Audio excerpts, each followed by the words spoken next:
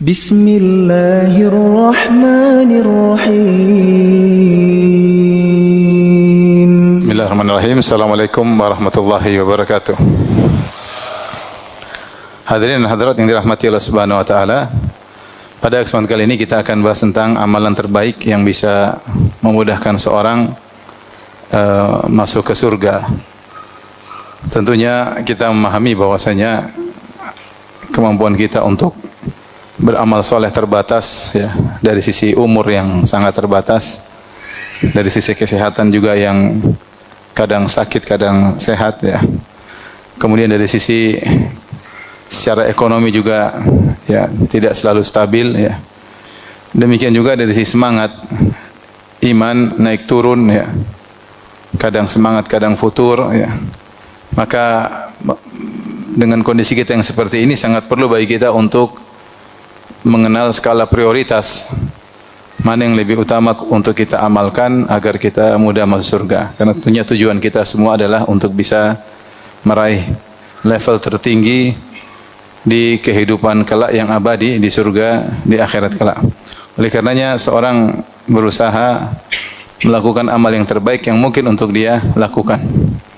Dan itulah yang juga dirasakan oleh para sahabat. Makanya para sahabat dalam banyak hadis mereka sering bertanya kepada Nabi dengan makna yang semisal ini, seperti mereka bertanya tentang afdalul a'mal, ya Rasulullah, amal apa yang paling afdal? Atau mereka bertanya ahabul a'mal ilallah, ya Rasulullah, ayul amali ahabu ilallah, amalan apa yang paling dicintai oleh Allah Subhanahu wa taala? Sama maknanya, amalan apa yang paling dicintai, amalan apa yang paling afdal.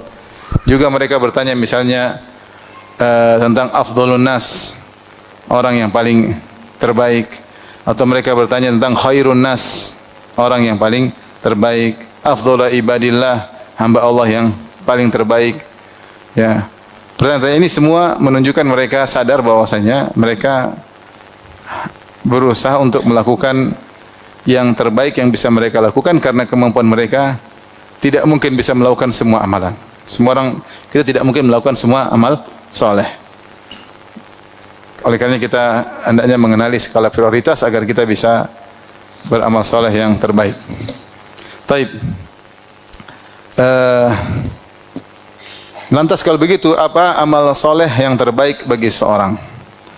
Untuk menjawab hal ini saya akan bacakan dua fatwa. Yang pertama dari Syekhul Islam Ibn Taimiyah rahimahullahu ta'ala dalam Majmu' Fatawa. Yang kedua dari Ibnu Hajar dalam Fathul Bari, dinukil dalam Tuhfatul Ahwadhi oleh Al-Mubarakfuri, dari Ibnu Taimiyah dan Ibnu Hajar, ya. Karena mereka berdua orang alim yang muhakkik, yang peneliti, ya. Saya bacakan, ketika Ibnu Taimiyah rahimahullahu taala ditanya tentang amal yang terbaik, beliau berkata, wa amma ma sa'alta anhu min afdhalil a'mal ba'dal faraid. Adapun yang kau tanya kepadaku tentang amalan terbaik setelah amal-amal wajib, fa innahu yakhtalifu bi ikhtilafin nas, maka amal yang terbaik berbeda-beda sesuai dengan perbedaan manusia, yaitu tidak sama bagi setiap orang, beda-beda. Fima yaqdiruna alaihi wa ma yunasibu awqatahum, yaitu sesuai dengan apa yang mereka mampu dan sesuai dengan waktu yang mereka miliki. Fala yumkinu fihi jawabun jami' mufassal, maka tidak mungkin saya memberikan jawaban yang komprehensif dan terperinci di kulli ahadin, untuk setiap orang. Jadi dia bilang tidak bisa saya bilang ini, karena beda orang beda amal soleh yang terbaik. Dia belum tentu mampu. Yang satu mampu, satu tidak. Mesti bilang yang terbaik amal soleh adalah hafal Quran. Ternyata dia nggak bisa hafal, terus bagaimana? Putus asa dia. Amal soleh terbaik adalah bersedekah, sementara dia lagi banyak utang, gimana mau bersedekah? Saya bilang amal soleh terbaik adalah berbakti sama orang tua, dia nggak punya orang tua. Ya, maksud saya Ibnu Taimiyah menjelaskan bahwasanya amal soleh itu tidak bisa satu begini, tapi berbeda orang berbeda jawaban, berbeda situasi berbeda jawaban. Tapi yang saya sampaikan di sini ada poin penting. Beliau berkata, afdhalil a'mal ba'dal faraid, afdhalil a'mal setelah kewajiban-kewajiban. Isyarat bahwasanya amal terbaik secara mutlak adalah yang wajib-wajib. Yang wajib-wajib. Jangan sampai seorang sibuk dengan yang sunnah sementara yang wajib dia tinggalkan. Ini salah satu tipuan syaitan. Maka seorang melaksanakan yang wajib itu yang paling dicintai oleh Allah. Sebenarnya dalam hadis kursi kata Allah Subhanahu wa taala, "Wa ma taqarraba ilayya 'abdi bi syai'in ahabbu ilayya mimma aftaradtuhu alaihi." Tidaklah hambaku mendekatkan dirinya kepadaku dengan suatu amalan yang lebih aku cintai daripada yang aku wajibkan kepadanya. Jadi perkara yang wajib itu yang paling dicintai oleh Allah dari perkara yang sunnah. Seperti contoh salat subuh dengan 2 rakaat sebelum subuh. Mana yang lebih afdal? Salat subuh. Salat subuh. Ya. Salat subuh dibandingkan dengan salat malam, mana lebih afdal? Salat subuh. Ya. Kalau salat sebelum subuh, Rasulullah berkata, "Rakaatul fajri khairu minad dunya wa fiha." 2 rakaat sebelum subuh lebih baik dari yang seisinya, apalagi salat subuhnya. Sama seperti sedekah. Sedekah kepada anak yatim, kepada fakir miskin sangat dicintai oleh Allah. Tapi sedekah wajib kepada istri, kepada anak-anak, kepada orang tua itu lebih dicintai. Makanya Rasulullah SAW mengatakan, "Dirhamun dinarun anfaqtahu fi raqabah fi sabilillah." 1 dinar yang kau infakkan untuk di jalan Allah. Wa dinarun anfaqtahu fi raqabah. 1 dinar, 1 keping dinar yang kau infakkan untuk memerdekakan budak. Wa dinarun tasaddaqta bihi ala miskin. 1 dinar yang kau sedekahkan untuk seorang miskin. Wa dinarun anfaqtahu ala ahlik, dan 1 keping dinar yang kau infakkan untuk keluargamu. A'dhamuhu ajran alladhi anfaqtahu ala ahlik. Yang lebih besar pahalanya adalah yang kau infakkan kepada keluargamu. Perhatikan ini. Makanya Syekh Ibnu Utsaimin rahimahullah pernah menyebutkan sebagian orang ketika memberi sedekah kepada anak yatim, kepada fakir miskin, dia merasa sedang beribadah, tapi ketika dia bersedekah untuk anak istrinya dia tidak merasa ibadah. Saya motivasi kepada para suami, kepala keluarga, kalau bayar listrik tulus. Karena bayar listrik hukumnya apa, wajib. Kalau enggak listrik mati enggak bisa apa-apa. Bayar sekolah anak dengan semangat. Karena anak ini sekolah wajib kita menyekolahkannya sebagai kewajiban pendidikan untuknya. Bayar dengan semangat. Bukan berarti saya suruh semangat untuk membayar yang wajib-wajib kemudian jadi pelit terhadap anak yatim, tidak. Tapi maksudnya sebagaimana itu juga bersedekah, ini juga sedekah yang lebih agung. Secara umum sampaikan di sini bahwasanya Ibnu Taimiyah sedang membahas amal terbaik setelah apa? Setelah yang fardu-fardu, yang wajib-wajib. Beliau menyebutkan bahwasanya satu orang dengan yang lainnya berbeda-beda. Ini contoh nukilan dari Ibnu Taimiyah. Kemudian sekarang saya bacakan dari Ibnu Hajar. Beliau berkata Al-Hafidz Ibnu Hajar rahimahullah taala, "Muhassalu ma ajaba bihi ulama an hadzal hadits wa ghairihi mimma talaf fihi al-ajwibah bi annahu afdhalul a'mal, anna al-jawab ikhtalafa li ikhtilafi ahwali sa'ilin." Inti dari penjelasan para ulama tentang jawaban Nabi ketika Nabi ditanya, amal terbaik apa? Rasulullah jawab gini. Ada orang lain tanya lagi, Rasulullah jawab lain. Ada orang ketiga tanya lagi, Rasulullah jawab lainnya. Orang keempat tanya, Rasulullah jawab lain. Jadi bagaimana kita mengkompromikan hadis-hadis tentang amal terbaik yang ternyata jawaban Nabi berbeda-beda satu dengan yang lainnya.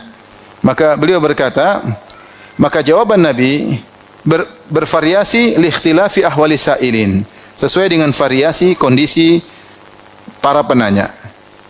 Bi an a'lama kulla qaumin bima yahtajuna ilaihi.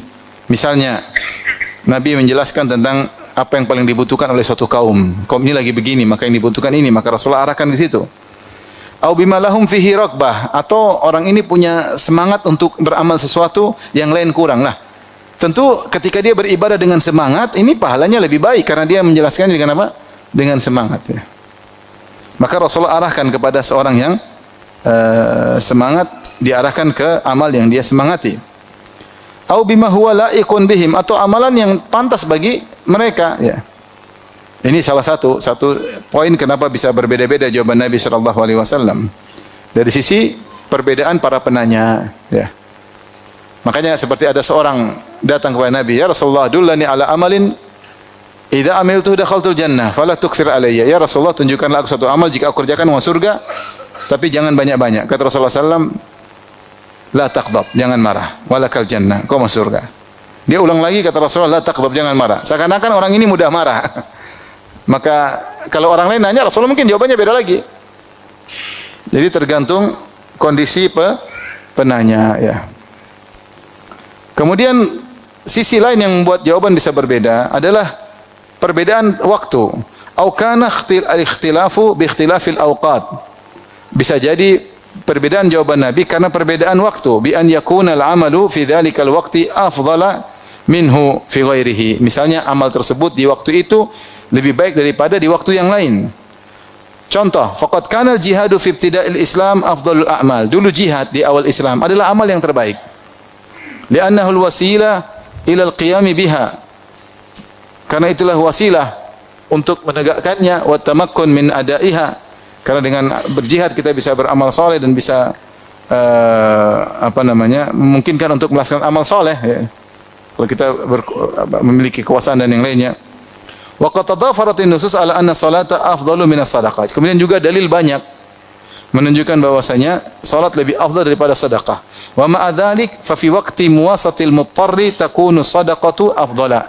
Meskipun demikian dalil secara merdeka salat lebih afdal daripada sedekah, namun pada waktu tertentu ketika dalam kondisi banyak orang kelaparan maka sedekah lebih afdal. Au anna afdal laisat ala babiha balil muradu bihal fadlul mutlaq. Atau ketika Rasulullah mengatakan amalan terbaik bukan maksudnya yang terbaik, tapi ini ada amalan yang baik, ini amalan yang baik, ini amalan yang baik, namanya fadlul mutlaq. Awil muradu min afdalil a'mal fahudhifat min wa hiya muradah. Atau ketika Rasulullah SAW mengatakan afdalul a'mal, amal terbaik, maksudnya di antara amalan terbaik.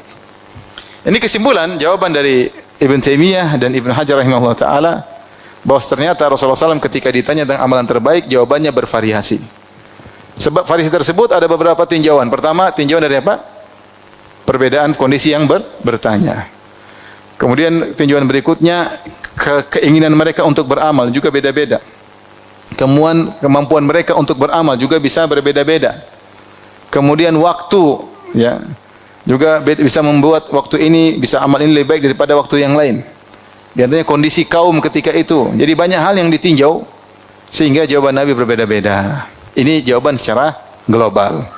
Taib, meskipun demikian, Ibn Taimiyah mengisyaratkan tentang amal soleh yang bisa dilakukan oleh semua orang. Kata beliau, saya bacakan.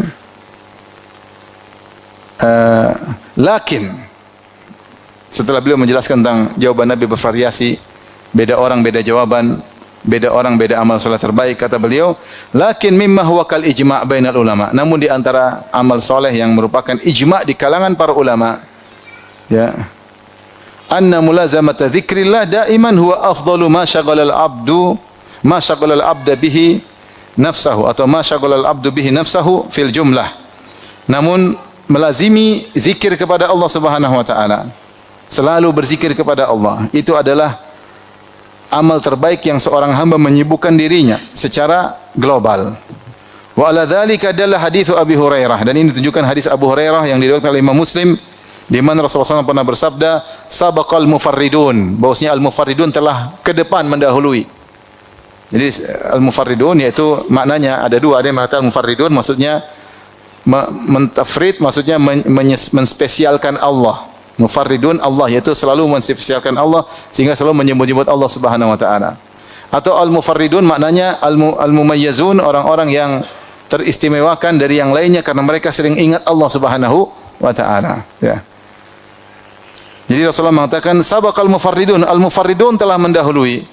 Qalu ya Rasulullah wa manil mufarridun? Ya Rasulullah, siapakah al-mufarridun, orang-orang itu yang kau maksud?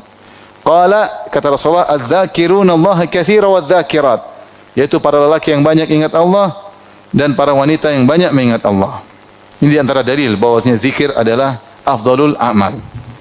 Kemudian beliau sebutkan juga dalam riwayat Abu Dawud dari hadis Abu Darda dari Nabi SAW, beliau bersabda, Rasulullah bersabda, ala unabbiukum bi khairi a'malikum wa azkaha 'inda malikikum. Maka aku kabarkan kepada kalian wahai para sahabatku tentang amalan yang terbaik yang bisa kalian lakukan, yang paling mulia di sisi Rabb kalian, wa arfa'uha fi darajatikum, dan paling mudah mengangkat derajat kalian, wa khairun lakum min i'ta'iz dzahabi wal warik, dan amalan yang lebih baik daripada bersedekah emas dan perak, Wa min an talqaw aduwakum fatadribu a'naqahum wa adribu a'naqakum. Bahkan lebih baik daripada kalian bertemu dengan musuh-musuh kalian dalam jihad, lantas kalian menghantam leher-leher mereka dan mereka menghantam leher-leher kalian. Amal apa ini yang lebih hebat dari sedekah, lebih hebat daripada jihad? Paling mulia, paling mudah mengangkat derajat. Kalau bala ya Rasulullah, amal apakah itu? Ya Rasulullah, qala zikrullah. Berzikir kepada Allah Subhanahu wa taala. Kemudian Ibnu Taimiyah subhanallah dia menjelaskan caranya bagaimana disebut orang berzikir. Yang bisa kita semua orang bisa menerapkan dan mudah. Makanya Syekh Utsaimin mengatakan zikir itu ibadah yang sangat agung namun tidak semua orang bisa, tidak semua orang mau melakukannya. Kalau bisa semua bisa. Tapi tidak semua orang mau melakukannya. Taufik biyadillah. Hidayah di tangan Allah Subhanahu wa taala. Kemudian beliau menjelaskan wa aqallu dzalik, minimal seorang dikatakan suka berzikir, perhatikan. An yulazimal abdul azkar al-ma'thurah an muallimil khair wa imamul muttaqin sallallahu alaihi wasallam. Itu seorang melazimi zikir yang selalu dibaca oleh sang pengajar kebaikan, imamnya orang-orang bertakwa yaitu Rasulullah sallallahu alaihi wasallam. Kal azkar al-muaqqatati fi awwalin nahar, seperti zikir yang dilakukan awal nahar wa akhirih, yaitu zikir pagi petang. Jangan sampai tinggalkan. Bisa, semua orang bisa zikir pagi petang enggak? Bisa, petang 10 menit selesai.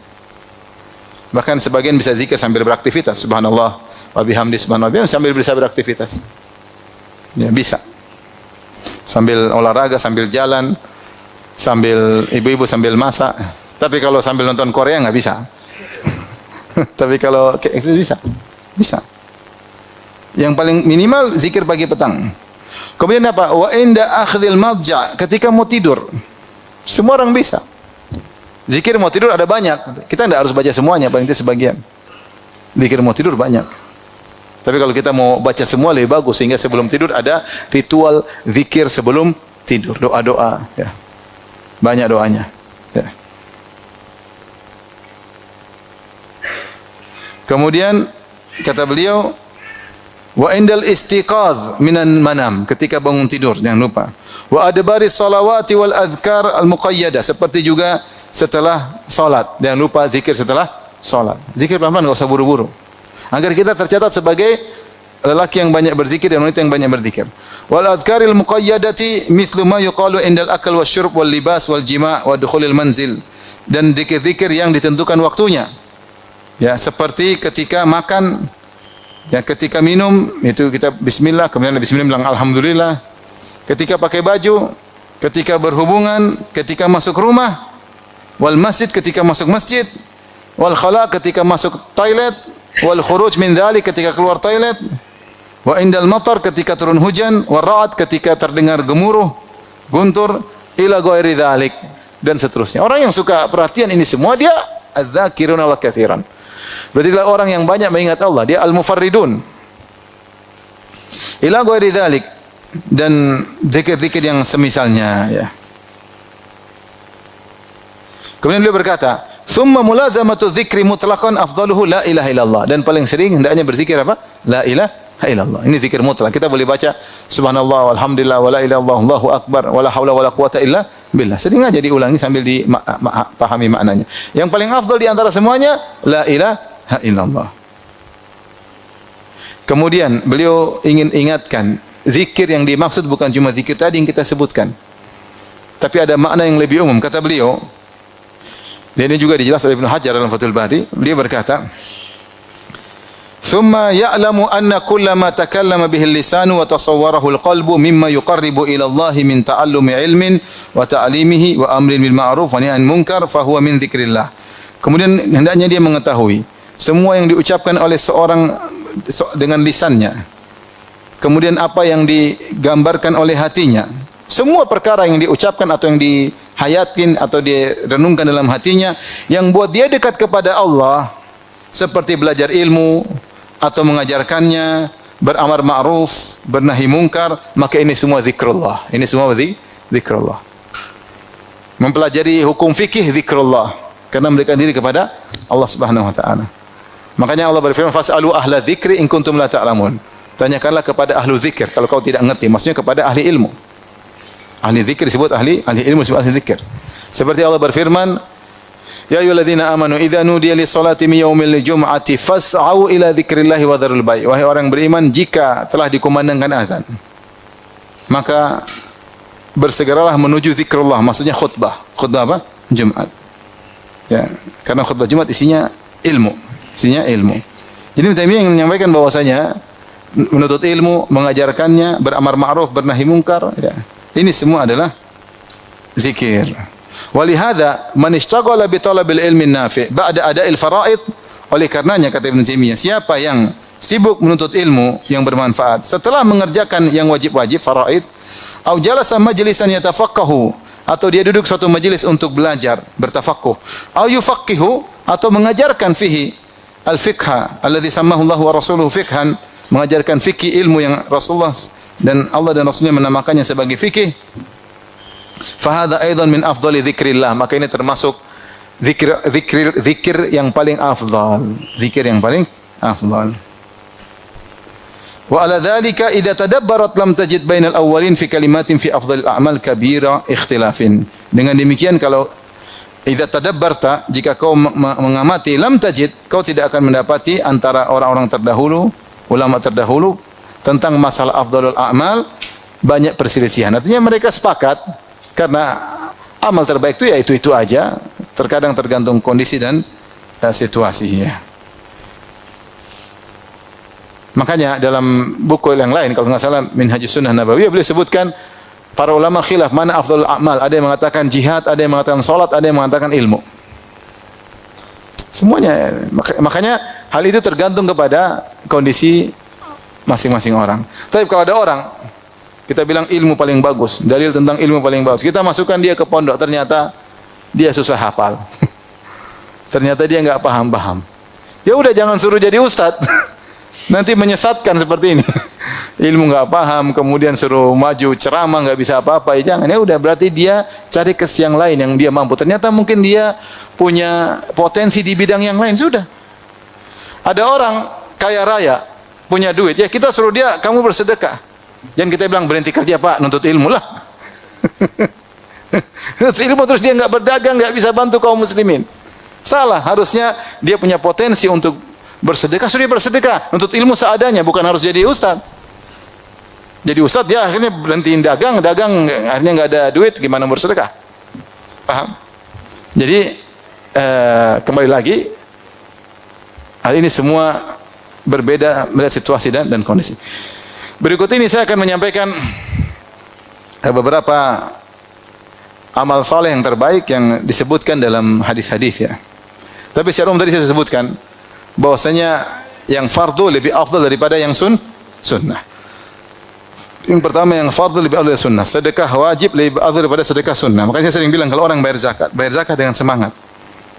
Dia harus lebih perhatian terhadap zakatnya daripada kasih-kasih anak yatim, kemudian fakir miskin ketika hari-hari biasa. Karena uang zakat yang dikeluarkan itu sedekah yang paling apa? Afdal. Bahkan termasuk dari rukun Islam. Makanya dia hitung benar-benar. Karena ini afdal ibadat terkait dengan harta. Afdal ibadat al-maliyah. Keluarkan kemudian dia sedekah, ini sedekah wajib. Sama ketika dia bersedekah wajib untuk kebutuhan primer rumah tangganya, dia keluarkan dengan senang. Karena beda antara orang beribadah dengan terpaksa dengan apa? Senang. Saya sering bertanya sama orang sering tanya sama saya tentang masalah zakat. Ustaz, zakatnya bagaimana? Gini loh. Banyak Ustaz ya. Sedih dia mau. Sedih. Saya bilang ini sedekah terbaik, ente jangan gitu. Oh iya, ini sedekah terbaik. Lebih afdal daripada kau kasih hari-hari, kasih anak yatim, kasih janda. Lebih afdal ini, karena ini sedekah wajib. Maka jangan malas-malasan ketika sedekah, semangat. Nah, dia mindsetnya dirubah. Bahwasanya bayar zakat itu sedekah terbaik. Sama. Karena orang kalau bayar listrik, keluar listrik mahal, bayar SPP. Tapi kalau kasih anak yatim, kasih fakir miskin, semangat. Beda, ini wajib, kau wajib ini. Maka keluarkan, jangan, kalau memang ini untuk kepentingan kebutuhan primer keluargamu, ini pahalanya besar. Ada rumah tidak pakai listrik kan nggak bisa. Ya berarti bayar listrik wajib atau tidak? Wajib, pahalanya besar. Bayar listrik. Anak sekolah butuh biaya nggak? Butuh ya. Selama ini kebutuhan primer keluarga, pendidikan kebutuhan primer sekarang. Ya. Keluarkan. Dan keluarkan dengan semangat. Keluarkan dengan apa? Semangat, dengan senang. Ya, kalau punya duit, kalau nggak punya duit ya memang agak memang agak gimana gitu. Ya, tapi ya intinya kata Syekh Utsaimin tadi saya katakan, jangan sampai seorang ketika memberi bantuan kepada fakir miskin, anak yatim, kepada janda, kepada fuqara, dia merasa dapat pahala, tapi ketika dia belikan makanan buat anak istrinya, dia bayar listrik, dia tidak merasa dapat pahala. Salah. Karena ibadah wajib lebih afdal daripada ibadah yang sunnah. Ini kaidah. Kaidah berikutnya juga bahwasanya amal terbaik yang pas dengan waktunya itu yang terbaik. Contoh, apakah amal terbaik setelah mendengar azan? Menjawab azan. Berdoa setelah azan itu terbaik. Lebih baik daripada baca Quran. Kenapa? Karena sunnahnya seperti itu. Sama. Apa amal terbaik setelah solat? Amal terbaik setelah solat, zikir setelah solat. Jangan Assalamualaikum warahmatullahi wabarakatuh terus baca Al-Quran. Enggak afdol. Al-Quran secara zatnya dia afdol. Tapi ada amal namanya muaqqat, sesuai dengan waktunya. Maka amal yang dikerjakan pada waktunya, sunnahnya pada waktunya itu yang terbaik. Seperti kita pakai baju umrah. Kita lagi talbiyah. Yang terbaik apa talbiyah? Labbaik Allahumma labbaik, labbaik la syarika laka labbaik. Bukan zikir yang lain. Kenapa? Karena ketika seorang berihram, yang afdal dia bertalbiyah. Ini contoh maksud saya. Maka kita kenali sunnah-sunnah Nabi, kita kerjakan waktunya, jangan kita ganti dengan yang lainnya. Kalau ditinjau dari tidak terikat dengan waktu, memang baca Al-Quran lebih baik daripada zikir yang lainnya. Tapi kalau ditinjau dengan waktunya pada waktunya, maka zikir setelah solat lebih baik ketika setelah solat daripada baca Al-Quran. Paham? Kemudian di antara amal terbaik bisa juga kita lihat efeknya. Dari apa? Efeknya. Efek. Kalau semakin banyak efeknya, dampaknya semakin besar, maka semakin besar pahalanya, semakin baik.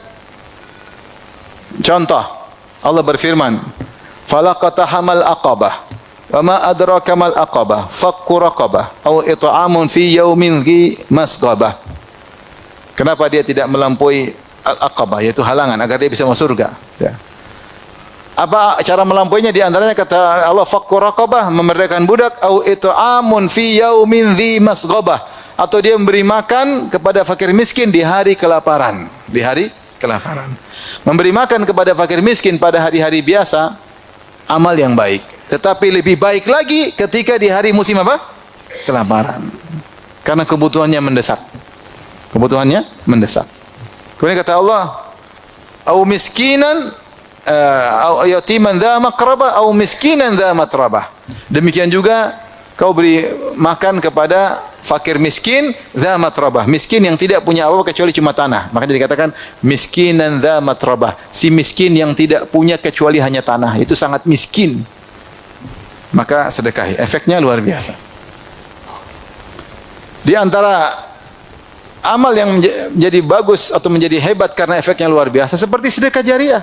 Sedekah jariah, efeknya sampai lama. Ya, makanya Rasulullah menganjurkan wakaf. Makanya dulu para sahabat kalau mereka punya mampu untuk berwakaf, mereka akan wakaf. Kapan mereka punya kemampuan untuk wakaf, mereka pasti wakaf. Dan menakjubkan para sahabat kalau mereka wakaf harta yang paling mereka cintai. Karena wakaf efeknya panjang. Ya, idza matal insan qatan amalu illa min thalath. Kalau meninggal maka terputus amalnya kecuali 3, di antaranya sedekahun jariyah. Sedekah jariah itu wakaf. Wakaf. Ini menjadi amal terbaik karena efeknya apa? Panjang. Efeknya panjang. Ini sekedar gambaran bagaimana amal menjadi terbaik ketika efeknya sangat besar atau sangat banyak. Di antara efeknya banyak misalnya apa? Misalnya ketika dakwah. Dakwah itu efeknya luar biasa.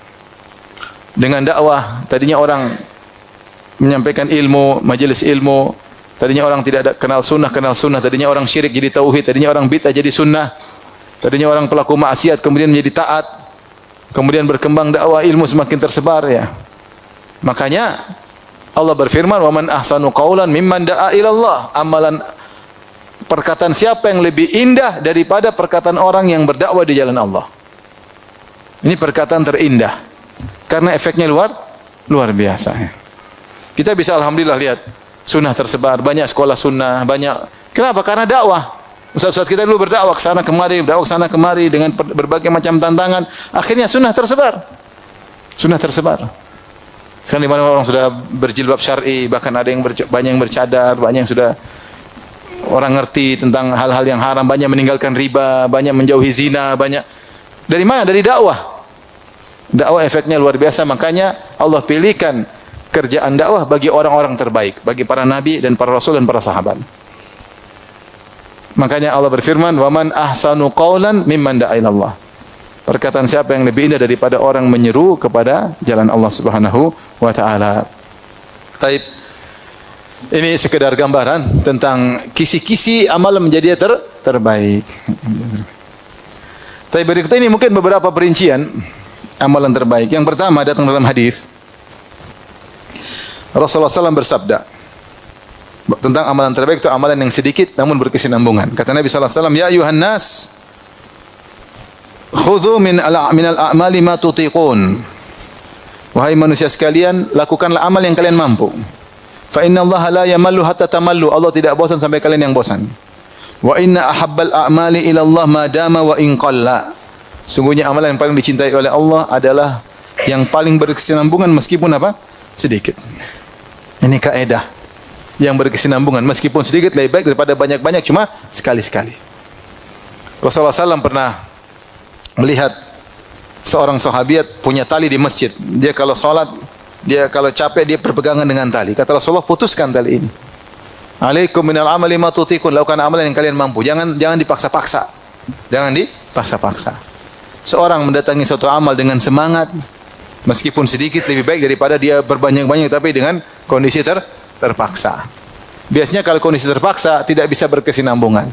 Tidak bisa berkesinambungan. Ada suatu amal meskipun sedikit tapi digeluti. Terus nanti kalau punya kesempatan tambah lagi, punya kesempatan tambah lagi, tapi langsung banyak-banyak, enggak kuat, itu kurang bagus. Karena Allah tidak suka amal yang terputus, Ya, baru habis ngaji, oh saya nanti malam mau sholat 3 jam, sehari aja. Besok tobat katanya. Pelan-pelan, yang penting kesinambungan. Mampunya seberapa? Mampunya 1/4 jam. Ya udah jalanin aja. Nanti kalau imanmu sudah bertambah, tambah lagi setengah jam, tambah lagi silakan. Kalau semangat langsung 2 jam, udah best sekali aja. Atau seminggu aja, besoknya sudah enggak lagi. Ini apa? Terlalu semangat, maksakan diri, akhirnya jatuh di tengah perjalanan. Maka Rasulullah tadi ada sahabiat yang semangat sholat sambil ngantuk-ngantuk. Yang penting sholat sambil pegang tali. Rasulullah suruh putusin, jangan. Kata Rasulullah, lakukan amal yang kalian sukai. Saya ada kawan, dia punya pemikiran, kita hidup sebentar, maka kita bikin proyek banyak. Bukan inilah, buka inilah. Banyak dia buka proyek Islami. Terus dia nggak mampu menjalani semuanya. Ini salah, seharusnya jangan begitu. Seharusnya satu tapi profesional. Bukankah Nabi bersabda, "Innallaha yuhibbu idza amila ahadukum amalan an yutqinahu." Sungguhnya Allah Subhanahu wa taala mencintai jika salah seorang dari kalian melakukan suatu amal soleh, maka dia itqan, profesional. Itu bagus. Jadi tidak usah banyak-banyak tapi sedikit tapi bagus. Daripada banyak-banyak tapi tidak berjalan dengan rapi. Akhirnya tidak kuat, akhirnya merasa berat hidup ini. Urusan banyak. Nggak bisa. Ya, nggak bisa. Oleh karenanya, beda dengan orang yang dia memang imannya sudah tinggi dan dia bisa semangat meskipun banyak. Kita baca cerita salaf, Ustaz ini salaf ini luar biasa. Dia jadi begini memang langsung tiba-tiba, kan enggak. Dia butuh perjalanan spiritual sedikit sampai akhirnya dia mampu melakukan amal banyak dan continue dalam amal yang banyak tersebut. Oleh karenanya kalau kita lihat salat Nabi tidur dulu, kemudian bangun. Bahkan dalam riwayat Rasulullah SAW pernah tidur sampai 3 kali. Rasulullah bangun, salat 2 rakaat, tidur lagi. Mungkin ada ngantuk. Kadang ngantuk datang tiba-tiba, Rasulullah tidur lagi, bangun lagi, salat 2 rakaat, wudu salat 2 rakaat, tidur lagi sampai 3 kali. Rasulullah pernah begitu dalam satu malam. Ya, makanya perlu di style waktu tidurnya kapan, waktu bangunnya kapan. Sehingga kalau kita pun salat malam, kita tidak memaksakan diri karena yang sedikit continue lebih baik daripada yang banyak-banyak semangat tapi terputus di tengah jalan. Taib. Ibnu Rajab Al-Hambali ketika menyampaikan syarah hadis ini beliau berkata, min riwayat Aisyah ila anna ahabbal a'mali ila Allah azza wa jalla syai'an. Riwayat Aisyah menunjukkan bahawa al-musyar ilaiha fi awal juz'i min riwayat Aisyah, yang ditunjukkan dari riwayat Aisyah di awal hadis, bahwasanya amal paling cintai Allah itu ada dua perkara. Yang pertama ma dawama alai sahibuhu wa in kana qalilan. Amal yang selalu dikontinyukan oleh pelakunya, berkesinambungan meskipun sedikit. Wa hakadha kana amalun Nabi sallallahu alaihi wasallam wa azwajihi. Wa hakadha kana amalun Nabi sallallahu alaihi wasallam wa azwajihi min ba'dihi. Wa kana yanha an qat'il amal. Dan demikianlah tata cara amal Nabi. Nabi kalau sudah melakukan sesuatu dia continue. Demikian juga istri-istri Nabi kalau sudah menggeluti satu amalan continue. Dan Nabi melarang memutuskan amal. Nabi larang memutuskan apa? Amal. Kemudian hal yang kedua, wathani anna ahabbal a'mali ila Allah ma kana ala wajhi sadat wal iktisad wat taisir. Dan amal yang paling disukai oleh Allah itu yang dimampui, yang mudah. Duna ma kana ala wajhi takalluf, bukan yang dipaksa-paksakan. Wal ijtihad wat ta'sir, dengan bersungguh-sungguh dan menyulitkan diri, bukan itu yang Allah cari. Karena Allah ingin kemudahan. Kama qala ta'ala, kata Ibnu Rajab, sebagaimana firman Allah, yuridullahu bikumul yusra wa la yuridu bikumul apa? Usra. Allah ingin keringan bagi kalian, tidak kesulitan. Allah juga berfirman, ma yuridullahu liyaj'ala 'alaikum min haraj. Allah tidak ingin kesulitan bagi kalian. Allah juga berfirman, wa ma ja'ala 'alaikum fid dini min haraj. Allah tidak membuat kesulitan dalam agama untuk kalian. Ini perlu kita perhatikan ya. Bahwasanya amal terbaik itu bukan berarti maksa-maksa diri. Yang kamu mampu, apalagi kau kerjakan dengan senang, tapi continue. Ya, tinggal kita atur diri kita untuk bisa continue meskipun sedikit. Nanti kalau dia punya kemampuan boleh naik level, boleh. Jangan bilang, Ustaz saya baca salaf hatam Quran satu malam, satu rakaat. Jadi kau saja tidak hafal Quran, gimana caranya? Ya, itu mereka itu kan melalui proses. Tiba-tiba kemudian hebat. Nah, kita kan proses ya. Selama tidak bisa naik level, bertahan pada level tersebut, yang penting continue. Bukan berarti yang memberatkan itu yang terbaik, enggak. Allah tidak ingin begitu ya. Allah ingin kau semangat, continue. Gimana caranya? Seperti itu. Alaikum minal amali ma tutiqun. Hendaknya kalian melakukan amal soleh yang kalian mampu. Karena lama-lama orang kalau maksakan diri capek, letih, tinggalin. Itu yang tidak diinginkan. Itu yang tidak diinginkan. Taib. Yang kedua, amal soleh yang berikutnya dalam hadis adalah solat di awal waktu atau solat pada waktunya. Dalam hadis Ibnu Mas'ud pernah bertanya kepada Nabi, ya Rasulullah, ayul amali ahabbu ilallah, amalan apa yang paling dicintai oleh Allah? Maka Rasulullah bersabda, as-salatu ala waktiha, solat pada waktunya. Ditafsirkan para ulama, solat di awal waktu. Yang kedua, summa ayyu, kemudian apa lagi? Summal jihad fi sabilillah, summa birrul walidain, berbakti kepada kedua orang tua. Summa ayu, kemudian apa? Summal jihad fi sabilillah, kemudian jihad fi sabilillah. Taib, di sini dalam hadis ini, di antara amal yang paling dicintai oleh Allah adalah salat di awal waktu, dan itu kebiasaan Nabi sallallahu alaihi wasallam. Nabi selalu salat di awal waktu. Nabi salat maghrib di awal waktu, Nabi salat asar di awal waktu. Sampai seorang kalau sudah salat asar dia masih lihat langit masih terang, berarti di awal waktu. Nabi salat subuh di awal waktu. Sampai kalau selesai salat masih gelap, masih remang-remang, berarti Rasulullah salat di awal waktu, salatnya panjang. Begitu awal waktu Rasulullah salat. Ya. Rasulullah cuma menunda atau ingin menunda salat cuma dua kondisi, ketika salat duhur, ketika musim panas. Musim panas Rasulullah salat tunda. Karena ada kemaslahatan yang lebih penting, kemaslahatan khusyuk. Kalau terlalu panas, zaman dulu tidak ada AC, maka orang salat mungkin kurang khusyuk, maka Rasulullah suruh tunda salat zuhur. Kemudian salat isya, Rasulullah inginnya ditunda, tapi Rasulullah khawatir orang-orang pada ngantuk ya. Maka Rasulullah majukan. Adapun wanita kalau ingin menunda salat isya agak dimalamkan tidak mengapa, bagus. Tapi secara umum di antara ibadah paling agung adalah salat pada waktunya, salat di awal waktu. Dalam satu lafaz Rasulullah bersabda dalam riwayat Abu Dawud dan Tirmidzi, afdalul a'mali as-salatu fi awwali waqtiha. Amalan terbaik adalah salat di awal waktunya.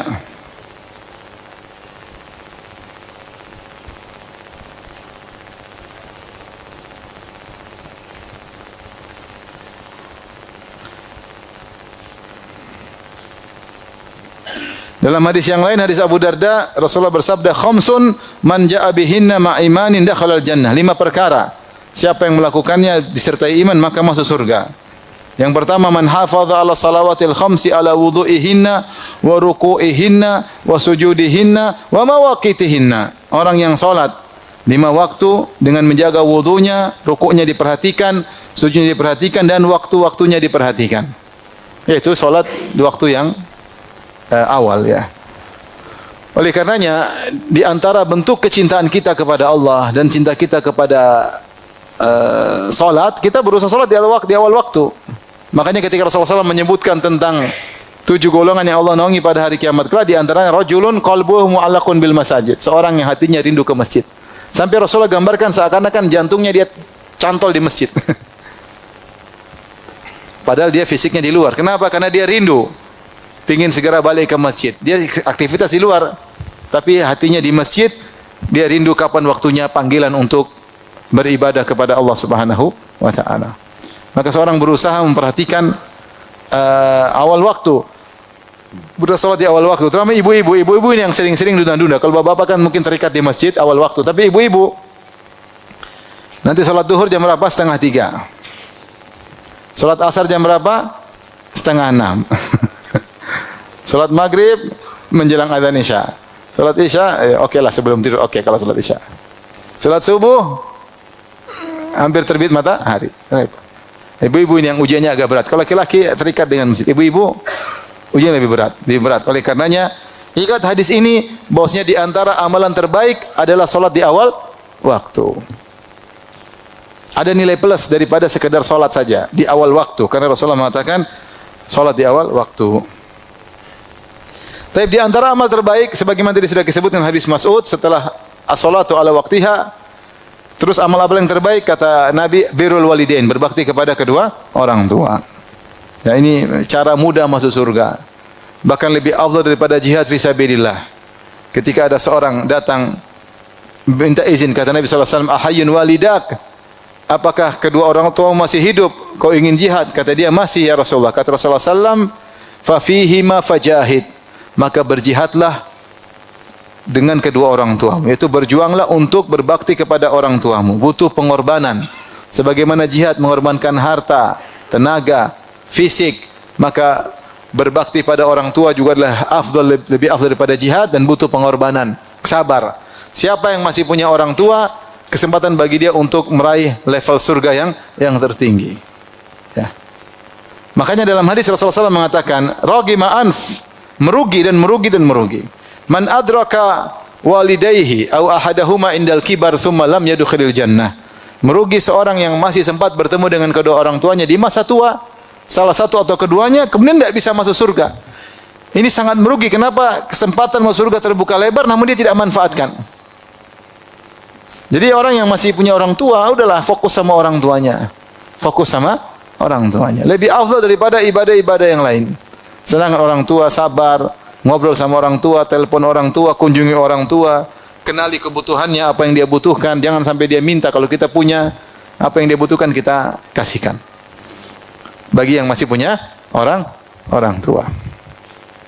Masih sering sampaikan hadis ketika ada seorang Yaman datang, dia tawaf. Dia tawaf kemudian dia gendong ibunya. Dia gendong. Sambil gendong dia sambil bersyair dia mengatakan, "Ana laha ba'iruhal mudhallalu." Aku adalah onta yang tunduk kepada ibuku. Dia ingin mengatakan kalau onta-onta lain dinaiki oleh tuannya, onta itu enggak mungkin capek, letih. Kalau saya ditunggangi oleh ibu saya semangat dengan girang menggendong ibu saya. Saya tunduk kepada ibu saya. Ibu saya mau kemana saya bawa. Ini dia sedang tawaf. Bisa jadi dia sudah gendong ibunya dari tempat-tempat yang lain, apalagi datang dari Yaman. Tapi dalam riwayat ketika sedang apa? Tawaf. Kemudian kata Ibnu Umar, dia bilang, "Ibnu Umar, apakah menurutmu aku telah membayar jasa ibuku dengan menggendongnya seperti ini? Dengan semangat menggendongnya, bukan marah-marah wajahnya, bukan jengkel wajahnya ketika ngurus ibu. Tidak, saya ngurus ibuku dengan penuh semangat. Apakah menurutmu saya sudah membayar jasa ibu?" Kata Ibnu Umar, "Wala talqah." Ya, kau tidak bisa membayar jasa, bahkan satu kontraksi yang dialami ibumu kau tidak bisa bayar. Satu kontraksi yang dialami ibumu ketika melahirkanmu, kau belum bisa apa? bayar. Antum yang punya istri kan tahu kalau istri mau melahirkan kontraksi sakit atau tidak? Sakit ya. Sakit sekali. Sampai saya punya kawan anaknya 2 atau 3, 2. Saya bilang, antum enggak punya anak lagi? Cuma 2. Ini masih muda. Dia bilang, saya sudah bilang istri saya, sayang kita tambah anak lagi. Kata dia, kamu aja yang hamil, berat. Enak aja punya anak. Maksudnya saking beratnya antara hidup dan mati.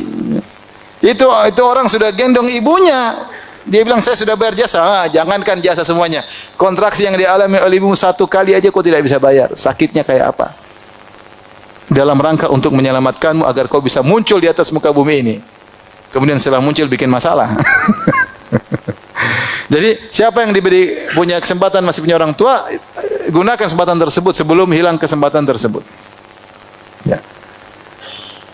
Dalam hadis innal walid awsatu abwabil jannah. Sungguhnya orang tua adalah pintu yang paling tengah. Ada pintu surga yang paling tengah, maksudnya pintu yang paling mudah untuk dimasuki, pintu yang paling afdal. Ya. Maka tinggal dimanfaatkan atau disia-siakan. Disia-siakan. Dalam hadis juga ada seorang datang izin kepada Nabi untuk jihad. Kata Nabi, ahayatun walidatuka? Apakah ibumu masih hidup? Kata dia, masih ya Rasulullah.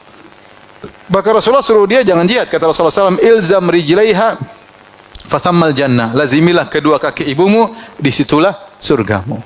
Situlah surgamu. Lazimi kaki ibu, yaitu menunjukkan tawadhu di hadapan apa?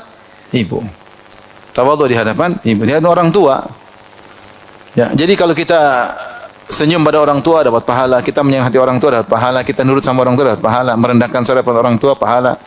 Semua terkait orang tua kita dapat pahala. Maka ini di antara amal terbaik. Tapi yang berikutnya, amal yang terbaik adalah qada'ul hajat, yaitu menunaikan kebutuhan-kebutuhan masyarakat sebisa mungkin. Makanya saya sebut tadi di antara parameter suatu amal terbaik adalah efeknya semakin besar. Rasulullah SAW bersabda, ahabbun nasi ilallahi anfa'ahum. Orang yang paling dicintai oleh Allah yang paling bermanfaat kepada masyarakat. Wa ahabbul a'mali, kemudian Rasulullah contohkan, wa ahabbul a'mali ilallah azza wa jalla sururun tadkhuluhu ala muslim. Amalan yang paling dicintai oleh Allah adalah rasa bahagia yang kau masukkan dalam hati seorang muslim. Kemudian au takshifu anhu kurba, atau kau hilangkan penderitaannya. Au taqdi anhu dainan, atau kau lunaskan hutangnya. Au tatrudu anhu ju'an. Ya. Atau kau hilangkan rasa laparnya. Wala an amshiya ma'a akhil muslim fi hajatin ahabbu ilayya min an a'takifa fil masjid syahran. Saya berjalan sama saudaraku untuk memenuhi keperluannya, temani aja dengan berjalan kaki, mengorbankan sebagian waktu nemani dia, lebih saya sukai daripada i'tikaf di masjid selama sebulan. Kenapa? Karena i'tikaf ibadatun qasirah, hanya khusus buat dia. Tapi kalau bantu orang, efeknya kepada banyak orang. Kemudian Rasulullah berkata, wa man masya ma'a akhihil muslim fi hajatihi hatta yuthbitaha lahu. Siapa yang menemani berjalan bersama saudaranya dalam menunaikan keperluan saudaranya, hatta yuthbitaha lahu, sampai temannya selesai menyelesaikan keperluannya. Itu temani, kamu apa? Saya mau ada urusan di kantor, temani sampai selesai. Atau saya ingin jemput anak saya, temani sampai selesai. Ada keperluan apa, dia temani sampai selesai. Apa balasannya? Athbatallahu ta'ala qadamahu yauma tazillul aqdam. Allah akan kokohkan kakinya di atas sirat ketika banyak kaki-kaki yang tergelincir masuk di neraka Jahannam. Wa inna su'al khuluqi la yufsidul amal kama yufsidul khallul asal. Sungguhnya akhlak yang buruk merusak amal soleh sebagaimana cuka merusak madu. Jadi di antara amalan terbaik adalah menunaikan kebutuhan masyarakat sebisa mungkin, dan ini tertujukan bagi orang yang punya harta, dia berusaha ya. Siapa depan dia kasih, ada yang butuh kasih. Insyaallah harta datang dan pergi. Kalau dia tidak punya harta, maka dengan tenaga kalau memungkinkan ya. Tentu semuanya menimbang maslahat dan mudarat ya. Makanya di antara sifat Nabi Isa alaihissalam adalah qada'an li hawaijin nas. Nabi Isa ketika masih kecil dia berbicara, digendong oleh ibunya, dia berkata, "Ini Abdullah atani al-kitaba wa ja'alani nabiyya." Aku adalah hamba Allah, Allah berikan aku Injil dan Allah jadikan aku seorang nabi. Kemudian wa ja'alani mubarakan aina ma kuntu. Allah menjadikan aku berkah dimanapun aku berada. Kalau kita baca buku tafsir, maka Nabi Isa kenapa dikatakan berkah? Karena dia memberi manfaat kepada orang lain. Dengan ilmu, satu, dan dua, dengan suka membantu orang lain. Tafsirannya, kana mu'allimanil khair, kana qadha'an li hawaijin nas. Nabi Isa alaihissalam dikatakan berkah karena dia suka mengajarkan ilmu di mana-mana pun dia ngajarin apa? Ilmu. Yang kedua dia suka membantu orang lain sehingga dia jalan, ada orang susah dia bantu, ada orang susah dia bantu, ada orang susah dia bantu. Ini kesempatan cari pahala, membantu kebutuhan orang lain. Ya. Maka ini di antara amalan yang paling dicintai oleh Allah, menyenangkan hati orang lain. Kita bantu dia sedikit dia sudah senang.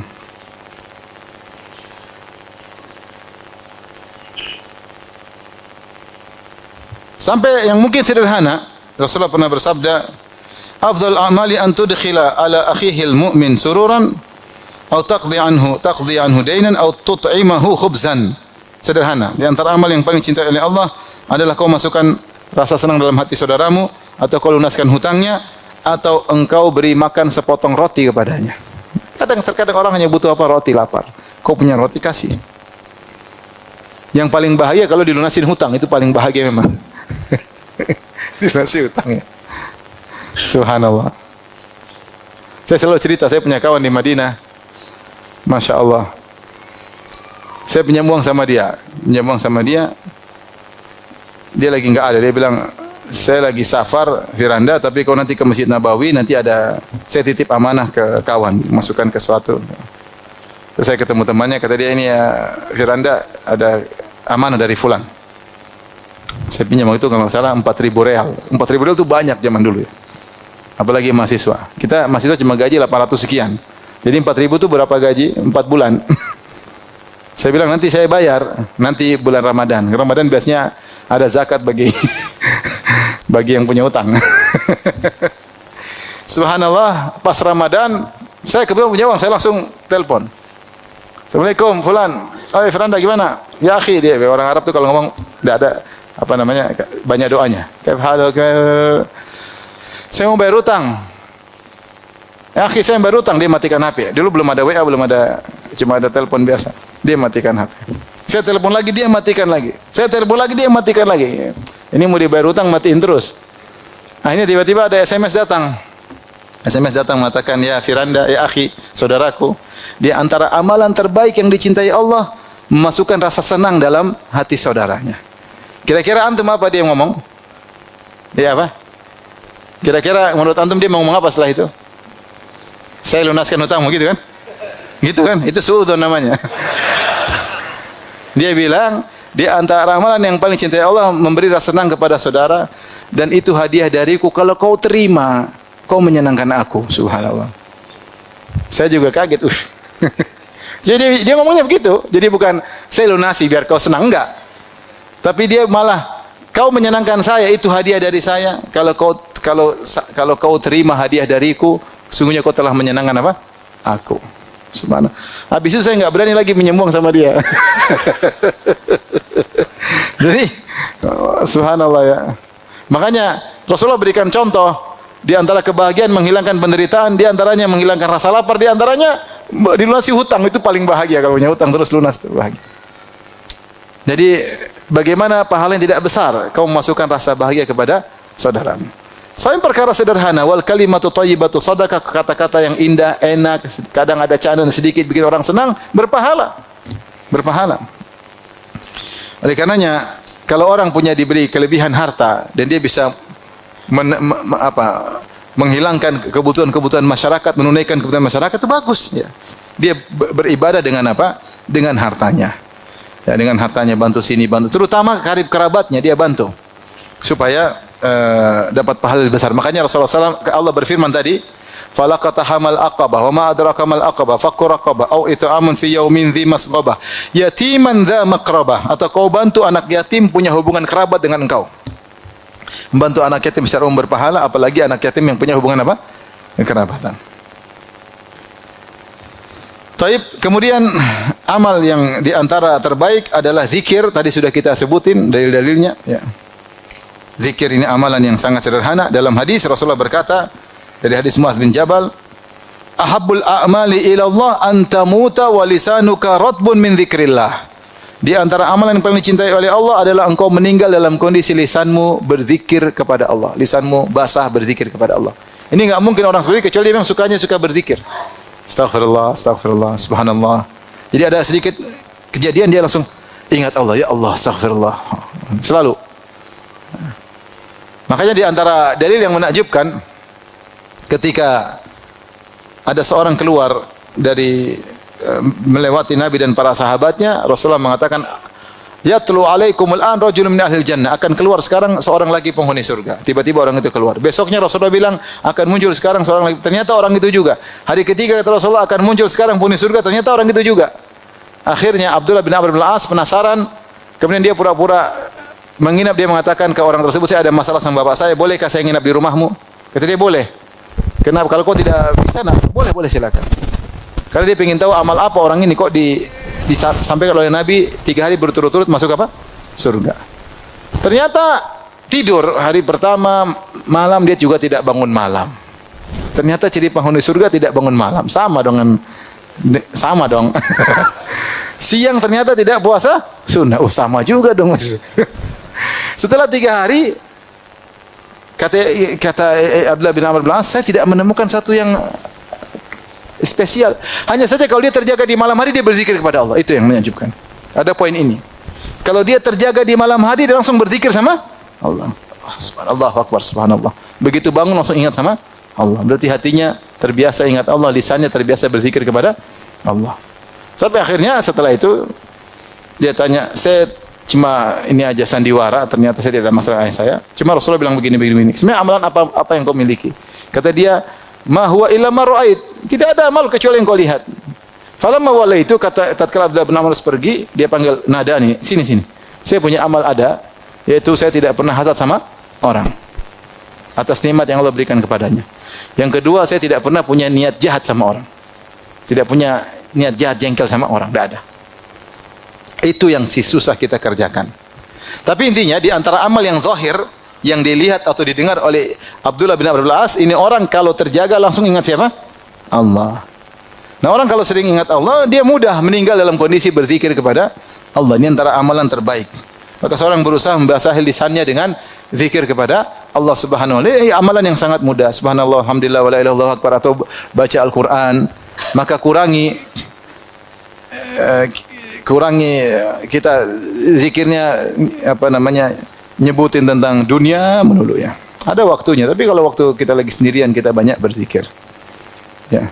Makanya dikatakan zikrun nasi da wa zikrullahi dawa. Nyebut-nyebut manusia itu penyakit dan nyebut-nyebut Allah adalah obat. Kalau kita sering berzikir kepada Allah, hati kita tentram, kita bahagia, senang, apalagi baca Al-Qur'an, hati bahagia. Kalau ingat manusia bikin penyakit hati. Berita ini, berita ini, hati tambah sakit. Kemudian di antara amal yang terbaik sudah kita singgung juga adalah dakwah di jalan Allah Subhanahu wa taala. Allah berfirman, "Wa man ahsanu qawlan mimman da'a ila Allah." Perkataan siapa yang lebih indah daripada orang menyeru di jalan Allah Subhanahu wa taala. Ya, makanya saya katakan tadi, amal yang terbaik yang Allah pilihkan kepada orang-orang terbaik itu para nabi dan rasul adalah amalan dakwah. Amalan dakwah. Karena dakwah ini pahalanya MLM. Ini dakwah lagi pahalanya ngalir juga sama dia. Terus luar biasa. Makanya kita tahu pasti ada orang yang ngajar kita Al-Fatihah, ada atau tidak? Kita kan bisa baca Al-Fatihah. Ada yang ngajarin enggak? Enggak mungkin bisa sendiri, enggak mungkin. Ada yang ngajarin enggak? Ada. Coba saya tanya sama antum. Antum ingat enggak siapa yang ngajarin Al-Fatihah? Ada yang ingat? Siapa yang ngajarin Al-Fatihah? Coba ingat guru-guru. Lupa kan? Tapi sekarang antum sudah baca Al-Quran, Al-Fatihah sudah ribuan kali mungkin. Dan semua pahalanya ngalir kepada dia. Yang antum sudah lupakan siapa orangnya. Tapi Allah ingat. Ini contoh, maksudnya taklim itu punya pengaruh luar biasa. Di antaranya dengan dakwah. Maka berusahalah kita masuk dalam rel dakwah sebagai pembicara, misalnya ustaz tentunya bukan sembarang orang. Kemudian sebagai donatur, sebagai panitia dengan ikhlas kepada Allah Subhanahu wa taala, bukan mencari sanjungan dan pengakuan. Tetap menjaga hati. bukan dengan dekat dengan ustaz supaya kena ikut shooting.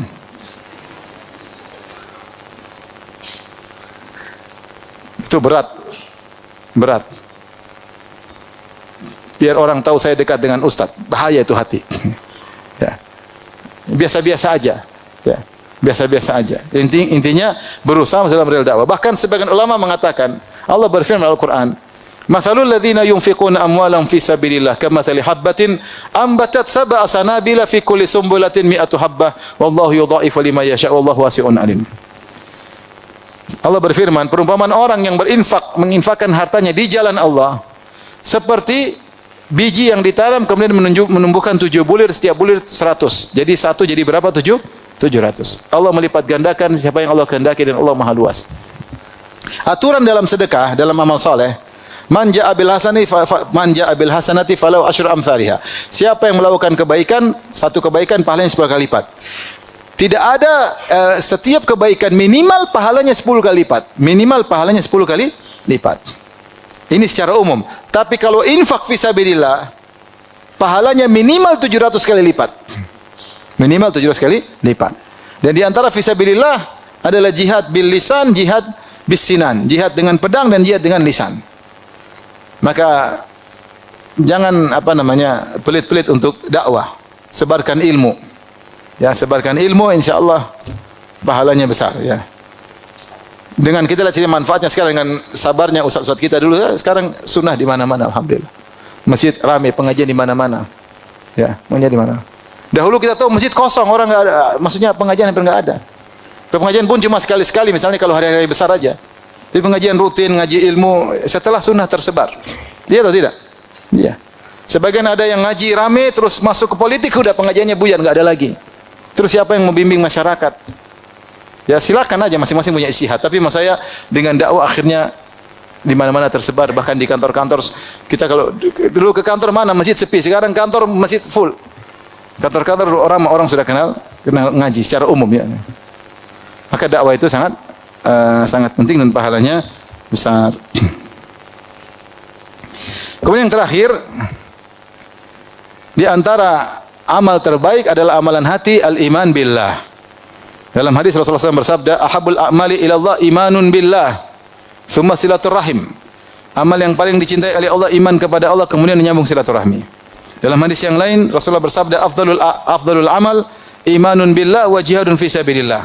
Iman kepada Allah dan jihad fi sabilillah. Di sini perlu kita garis bawahi, di antara amalan yang terbaik adalah beriman kepada Allah, dan di antara cara agar beriman kepada Allah dengan baik, pelajari Asmaul Husna. Kenali Allah, nama-namanya, sifat-sifatnya. Apa itu makna al-ilah? Al-Allah itu maknanya apa? Ar-Rabb maknanya apa?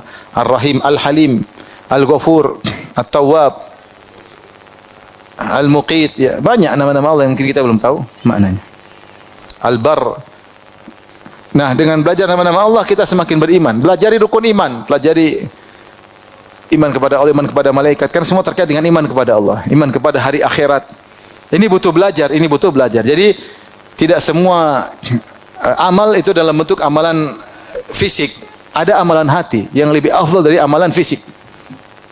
Amalan hati tersebut dengan belajar tafsir, mempelajari sejarah para nabi, karena itu semua menambah iman. Menambah apa? Iman kepada Allah Subhanahu wa taala. Ini semakin menguatkan bahwasanya di antara amalan yang terbaik adalah nuntut ilmu. Nuntut apa? Ilmu. Tapi demikian saja, tentu amalan yang masih banyak terbaik, tapi ini sebagian yang bisa kita sampaikan, semoga bermanfaat. Wallahu taala alam bisawab.